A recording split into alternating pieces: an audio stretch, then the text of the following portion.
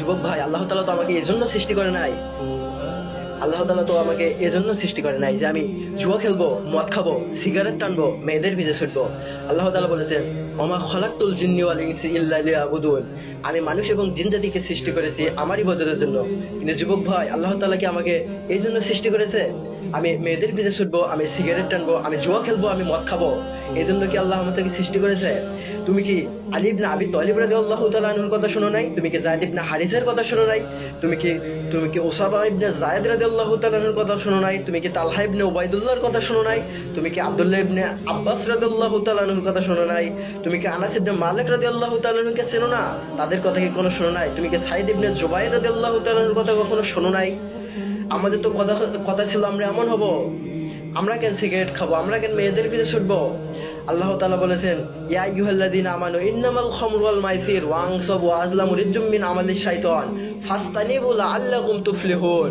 হে ঈমানদারগণ, মদ, জুয়া, মূর্তি পূজা এবং ভাগ্য নির্ধারণ এসব শয়তানের কাজ, অতএব এগুলো থেকে দূরে থাকো যাতে তোমরা সফল হতে পারো। আল্লাহ তাআলা কোরআনের ভেতরে এইভাবে আমাদেরকে বলে দেয়, আর আমরা তবুও কেন এরকম খারাপ কাজগুলো করি, গুনাহের কাজ করি? আল্লাহ তাআলা করেছে নিষেধ, আমরা ধরেছি আগ্রে। রাস্তায় তুমি চলতে গেলে দেখতে পাবে শুধু এর হাতে সিগারেট, ও খাচ্ছে সিগারেট, এর ফোনে দেখবে ক্যাসিনো, এখানে দেখবে সে খেলছে জুয়া, সে খাচ্ছে মদ। কাকে কি বলবা ভাই, বলার মতো ভাষা নাই। এখন 90% লোকই প্রায় সিগারেট খায়। রাস্তায় চলতে গেলে যেদিকেই তাকাবো ওদিকেই দেখবে এ লোক সিগারেট খাচ্ছে, ও লোকের হাতে সিগারেট, এ লোকের হাতে সিগারেট।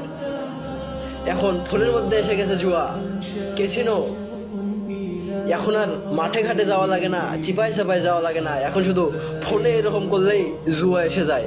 আল্লাহ তাআলা যেখানে নিষেধ করেছেন সেগুলো ভরপুর চলছে দুনিয়াতে, ফিতনায় ভরে গেছে দুনিয়া, যেদিকেই তাকাবা ওদিকেই গুনাহ। কিভাবে বাঁচা যায়? আল্লাহ আমাদেরকে বাঁচার তৌফিক দান করুক, হেফাজত দান করুক, আমরা যেন গুনাহ থেকে বেঁচে থাকতে পারি। আল্লাহ তৌফিক দান করো। এই কারণে যুবক ভাই, ইসলামের দিকে ফেরো। যুবকরাই ইসলামের সম্পদ। পরবর্তীতে যুবকরাই কিন্তু ইসলামের দায়িত্ব নেবে, রাষ্ট্রের দায়িত্ব নেবে, ইসলামকে এগিয়ে নিয়ে যাবে, ইসলামের পতাকা উড্ডয়ন করবে, ইসলাম কায়েম করবে।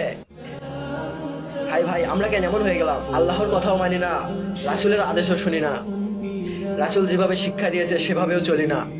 গুনাহযুক্ত জীবন নিয়ে কিভাবে কবরে যাব? গুনাহ মুক্ত হওয়ার সংকল্পও করি না, ইচ্ছাও জাগে না। এইভাবে কয়দিন? এইভাবে চললে হবে না ভাই, ইসলামের দিকে ফিরে আসতে হবে। গুনাহমুক্ত জীবন গড়ার সংকল্প করতে হবে, গুনাহযুক্ত জীবনকে ছাড়তে হবে।